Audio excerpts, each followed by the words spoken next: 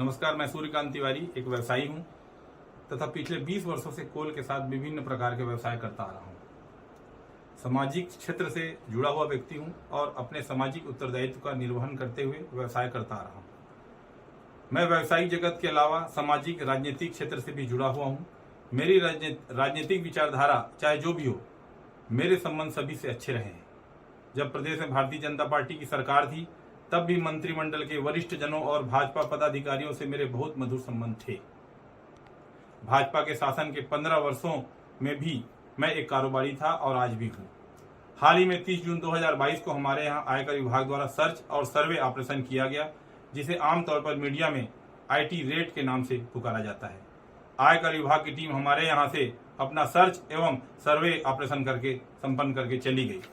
मुझे यह मीडिया के माध्यम से पता चला है कि पूर्व मुख्यमंत्री आदरणीय डॉक्टर रमन सिंह जी ने मेरे घर हुए आयकर रेड के आधार पर मुझे गिरफ्तार किए जाने की मांग की है। मुझे इस बात का बेहद दुख है कि किसी सक्षम पदाधिकारी द्वारा मुझे अपराधी घोषित किए जाने से पहले ही डॉक्टर रमन सिंह ने स्वयं जज बनकर बिना किसी सुनवाई के अपना फैसला सुना दिया और मुझे गिरफ्तार किए जाने की मांग कर दी। डॉक्टर रमन सिंह एक वरिष्ठ राजनेता है। 15 वर्षों तक प्रदेश के मुख्यमंत्री और उससे पूरे 2 साल तक केंद्रीय राज्य मंत्री रहे हैं। मुझे लगता है उन्हें यह अच्छी तरह से मालूम होगा कि आयकर की कार्रवाई होने मात्र से व्यक्ति अपराधी सिद्ध नहीं हो जाता। आज मेरे जो भी व्यावसायिक प्रतिष्ठान हैं और वे कोई आज से नहीं चल रहे हैं। मैं 2002 से कोल व्यवसाय में काम कर रहा हूं और ये बात डॉक्टर रमन सिंह जी एवं सभी लोग अच्छे से जानते हैं। मेरे घर पर आयकर द्वारा जो सर्च एवं सर्वे किया गया, उसमें अगर कोई भी संपत्ति प्रश्नाधीन होती है या कहीं टैक्स संबंधी कोई बात आती है तो उसे निराकरण की एक निर्धारित व्यवस्था है। यदि हमारे प्रतिष्ठानों पर कोई टैक्स दायित्व निकलेगा तो उसे हम चुका देंगे। हम व्यापारी हैं, कोई अपराधी नहीं है। डॉक्टर रमन सिंह जी, फिर भी यदि आप मुझे अपराधी घोषित करके जेल में डलवाना चाहते हैं तो मुझे स्वीकार है, लेकिन जेल के जिस सेल में मैं रहूंगा उसके ठीक बाजू वाले सेल में आपको भी रहना होगा, क्योंकि आपका कार्यकाल भी कोई बेदाग नहीं रहा है। आपके कार्यकाल में आपके मंत्रियों पर जमीन की भारी मात्रा में अफरा तफरी के आरोप लगे थे। उसके लिए आपको भी जेल जाना चाहिए। आपके पुत्र अभिषेक सिंह उर्फ अभिषाक सिंह के नाम से पनामा पेपर्स रंगे हुए थे। टैक्स हेवन देशों में बैंक खाते खोलकर अपनी काली कमाई छिपाने के आरोप लगे थे। आपकी जिम्मेदारी भी आपको स्वीकार करके जेल जाना चाहिए। आपके कार्यकाल में हजारों करोड़ रुपए का नागरिक आपूर्ति निगम घोटाला हुआ था। आपकी ही जांच एजेंसी EOW ने जो डायरी जब्त की थी उसमें स्पष्ट उल्लेख था कि किसी भी सीएम को पैसे दिए जाते थे, उसके लिए आपको नैतिकता के आधार पर जेल चले जाना चाहिए। प्रदेश के बच्चे में चर्चा थी कि सीएम हाउस में बैठे आपके कुछ स्वजन प्रदेश में तबादला उद्योग चला रहे हैं और इतनी कमाई कर रहे थे कि घर पर आपको नोट गिनने की मशीन लगानी पड़ी थी। आपने अपने दामाद डॉक्टर पुनीत गुप्ता को दहेज में DK हॉस्पिटल दिया था, जिसने वहां मनमानी की, भारी भ्रष्टाचार के आरोप पर घिर गए थे। आपकी विभागीय मंत्री भी जिसके सामने नहीं चलती थी। ऐसे दामाद को फ्री हैंड देकर जनता के पैसों की लूट का अवसर आपने उसे दिया। उसके लिए आपको जेल जाना चाहिए।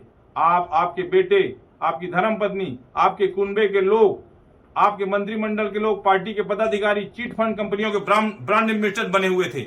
उनके कार्यक्रम में जाते थे। आपकी सह पर चिट फंड कंपनियां प्रदेश के भोले भाले लोगों को हजारों करोड़ रुपए लूट कर भाग गई और बेचारे एजेंटों को आपने अपराधी बनाकर जेल में डाल दिया। इसके लिए भी आपको जेल जाना चाहिए।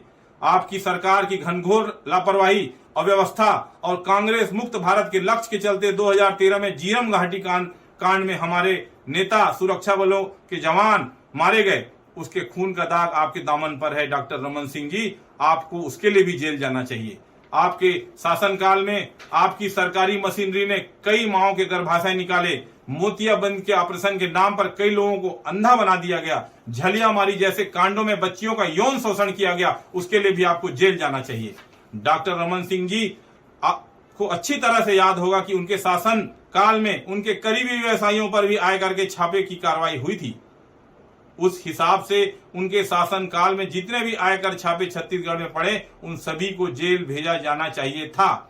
मैं मीडिया के माध्यम से डॉक्टर रमन सिंह जी से पूछना चाहता हूं कि जब आप प्रदेश में 15 साल तक सत्ता में थे, मैं उस समय भी व्यवसाय कर रहा था। आपसे, आपके मंत्रिमंडल के लोगों से, पार्टी के नेताओं से मेरे उस समय भी संबंध मधुर थे। क्या आपने या आपके किसी मंत्री ने मेरी उस समय कोई भी अनुचित मदद की थी? मेरे सभी से मधुर संबंध रहे हैं।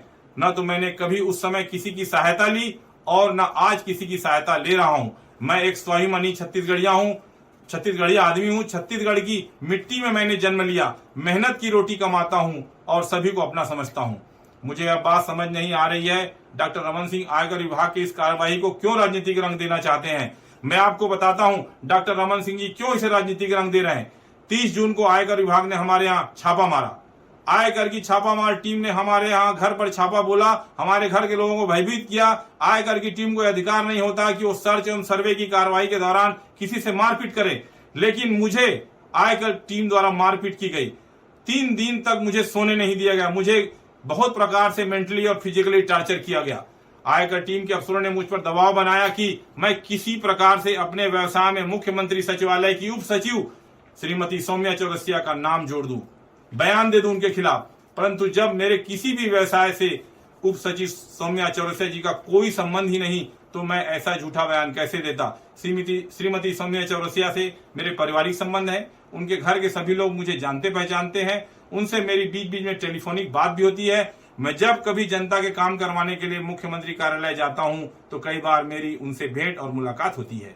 श्रीमती सौम्या चौरसिया अकेली अधिकारी नहीं है जिनसे मेरे अच्छे संबंध है। प्रदेश के भाजपा शासन के और वर्तमान शासन के अन्य अधिकारियों से भी मेरे संबंध हैं। श्रीमती सौम्या चौरसिया मेरे घरेलू संबंध, सामाजिक संपर्क है। मेरे व्यवसाय से उनका दूर दूर तक कोई संबंध नहीं है। परंतु आयकर विभाग वाले किसी भी तरह से मुझे साम दाम दंड भेद से यही कहलवाना चाहते थे। इसलिए उन्होंने मुझे प्रदेश में सत्ता परिवर्तन करके मुख्यमंत्री बनने तक का प्रस्ताव दिया।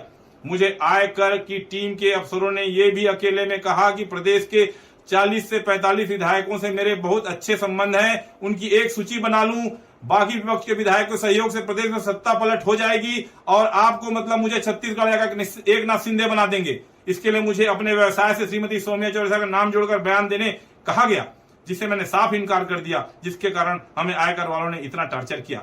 मैं एक व्यवसायी हूं। लोकतंत्र में और इस देश के संविधान में, इस देश के कानून में मेरा पूरा विश्वास है। मेरे साथ आयकर विभाग के लोगों ने जो भी किया है, जितना भी मुझे टॉर्चर किया, मुझ पर अमानवीय दबाव डालकर जो भी झूठे बयान दिलवाने का प्रयास किया गया, उसके विरुद्ध मैं न्यायालय की शरण में जाने वाला हूं।